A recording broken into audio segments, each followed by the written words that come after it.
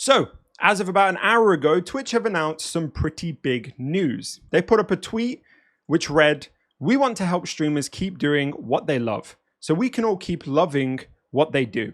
Introducing the Partner Plus program." Check out the blog for more. Now, we are going to do that in a second, but just to clarify, this means that there will now be 4 levels to streaming on Twitch. You've got the normal streamer, those who don't get paid by Twitch, and then you've got affiliate, and then you've got partner, and now you've got the Partner Plus. And I'm sure in a year we'll have the Partner Plus Elite exclusive package or whatever the next thing is they come up with.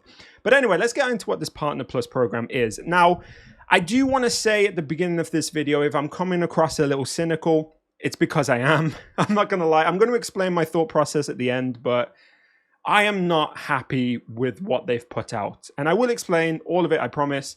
But let's first of all run through it. So they announced all of this in a blog post. Now, the blog post is short and sweet, which we love to see. And it reads, "Today we're announcing the Partner Plus program, a new program for streamers to build toward as they continue to grow their businesses.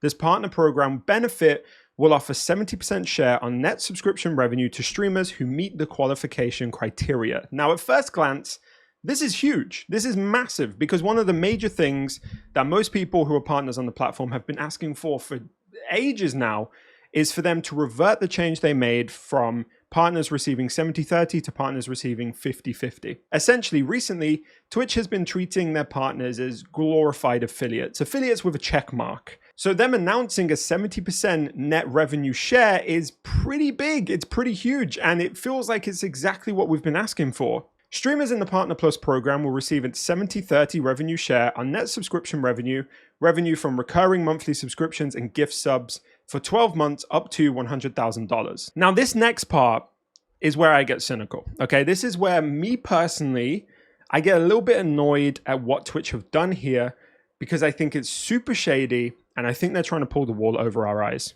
To qualify, partners must maintain a sub count of at least 350 recurring paid subscriptions for 3 consecutive months. Once that happens, partners will be automatically enrolled for the next 12 months, even if you dip below the subscription threshold during the 12-month period. So in layman terms, what they're saying here is that if for 3 consecutive months, you as a partner can hold 350 subscriptions on your channel, then for the next 12 months after that, you will move to a 70-30 revenue share model. Let's say for January, February, March, you get 350 subscriptions on the dot. If then in April you dip to 250, you will still be paid 70% of the revenue on those 250 subs. Sounds amazing. Sounds awesome. This is exactly what we've been asking for. Why, Aaron, are you cynical? By the way, the Partner Plus program will launch on October the 1st, which is also when all of the previous 70-30 models go down to 50-50.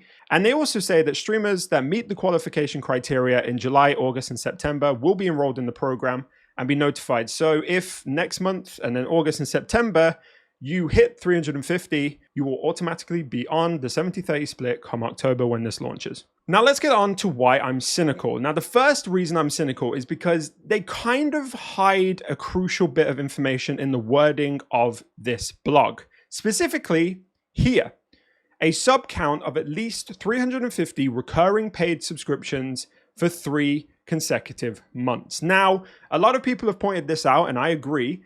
This sounds like it does not include gift subs or prime subs. This means that 350 people have to choose to pay the £4 on your channel each month for 3 months. If someone gifts 200 subs and you get 100 prime subs, well, doesn't matter because technically you're on 50 subs in Twitch's eyes for this criteria. And that feels really important to me. Now, I can see why they've done it, right? Because imagine you've got a very generous person on your Twitch streams who just for the next 3 months decides, I'm just going to give you 350 subs. Technically, you know, that would be kind of cheating the system. So I can see Twitch's side of why they've done this. But at the same time, and I think the majority of Twitch streamers would agree with this, a significant portion of your sub count is made up of gifted subscriptions. You know, for me personally, I would wager that 50 of my subscriptions each month, 50 of my average subscriptions are gifted,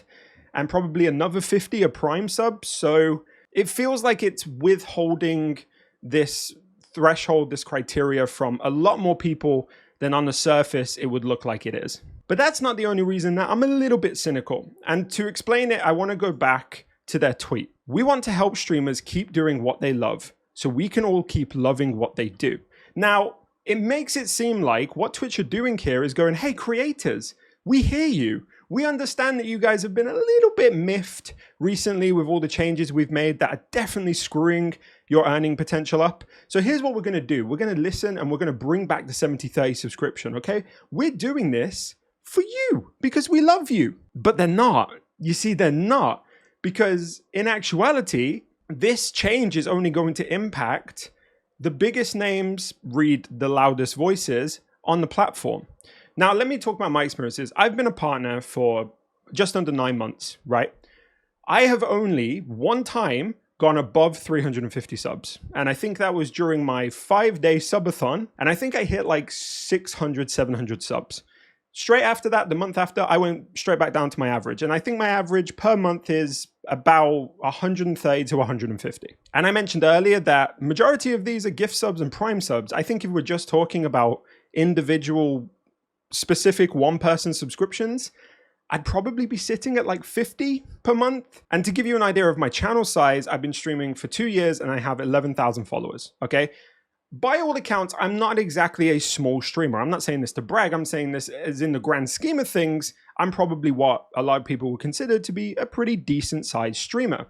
And yet, I am nowhere near this threshold. I'm talking like I need to increase the amount of individual paid subs that I have 7 times over in order to hit this and then hold it for 3 consecutive months. Now, I'm not saying this as like, oh, woe is me, I'm not going to hit this. I'm saying this to give you an idea of what the average streamer who will hit this criteria may look like. And that's where my cynicism comes in, because I don't think Twitch is doing this to appease their creators. I don't think Twitch is doing this out of the goodness of their hearts. I think they're doing this because they've realized that recently they've been hemorrhaging streamers, and a lot of the biggest names on the platform have been looking for other homes. You know, they've been migrating to YouTube and Kick and Rumble, I think, for some people. And I think what this whole thing, this Partner Plus program is actually about is keeping those people, those biggest names, the most recognizable names on Twitch, the 0.001%,